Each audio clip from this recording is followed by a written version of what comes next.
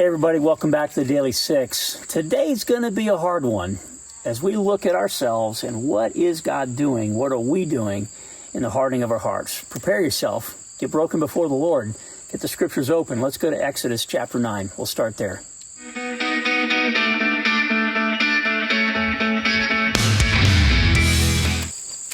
So I hope you'll take the time to thumb through Exodus chapter 7 and 8 and 9 and 10 and 11. It's this whole series of plagues that God is putting upon the people of Egypt. Pharaoh doesn't want to let God's people go, right? Of course, he's prospering with all the slavery and the free labor that they get from that, and despite its evilness and its atrocity. And so God has to put pressure on him. Now, you might be tempted as you read all these stories. There's some really ugly stuff here.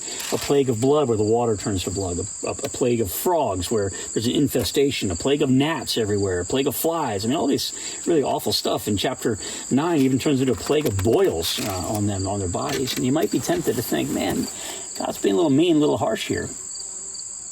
But what God does in our lives, and he does it for all human beings, he can't control our free will. He cannot force us to do something. And so all he can do is put pressure on us. So as he does, as he puts pressure on us, hopefully it causes us to step back and to yield.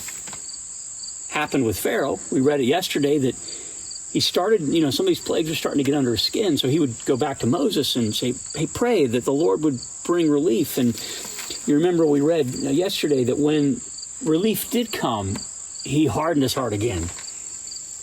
See, God's going to put pressure on you and me. Hebrews tells us that he disciplines those he loves. He's going to put pressure on us in hopes that our heart will soften. But when it doesn't, when we pull back and that relief comes and we pull back, we harden ourselves again. God has to keep coming at us. And eventually, here's what happens to us.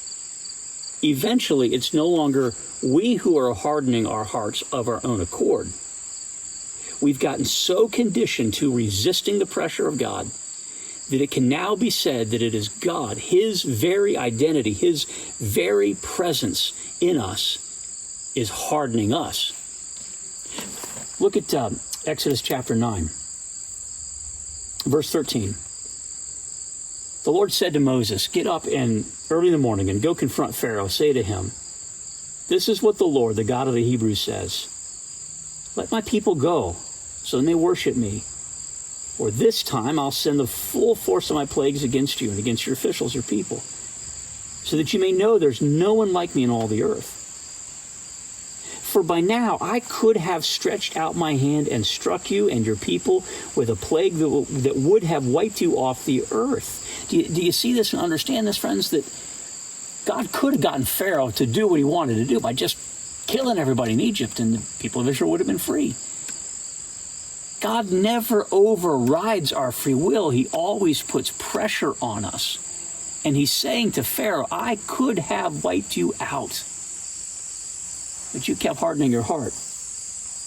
In verse 16, God says, I've raised you up for this very purpose, that I might show you my power, and that my name might be proclaimed in all the earth.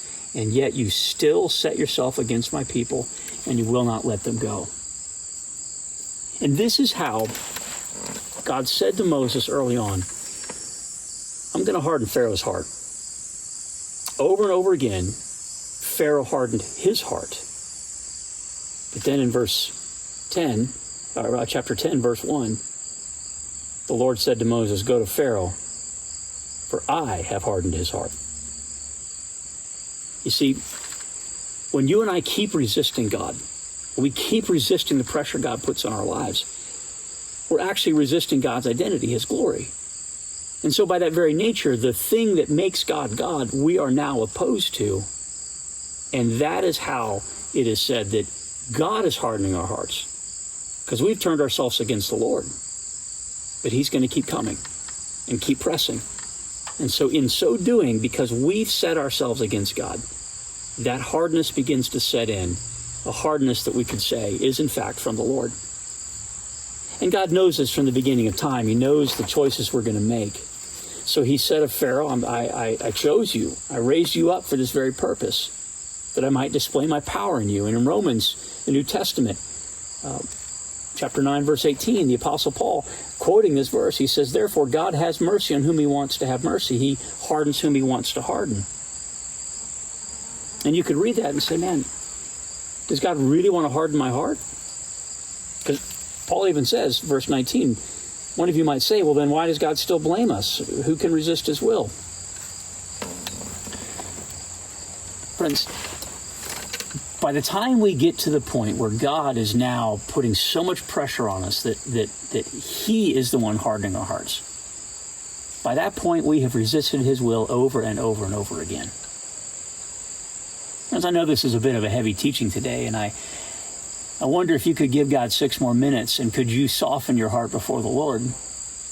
Romans tells us he'll have mercy on us. He has mercy on whom he wants to have mercy. He does want to have mercy on you and me.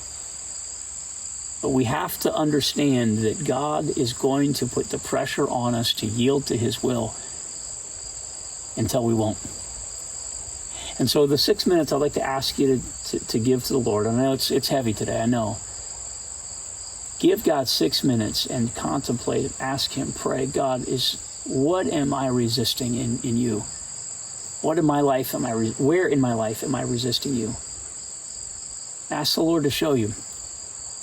And when he does, get on your face and yield. Break before him.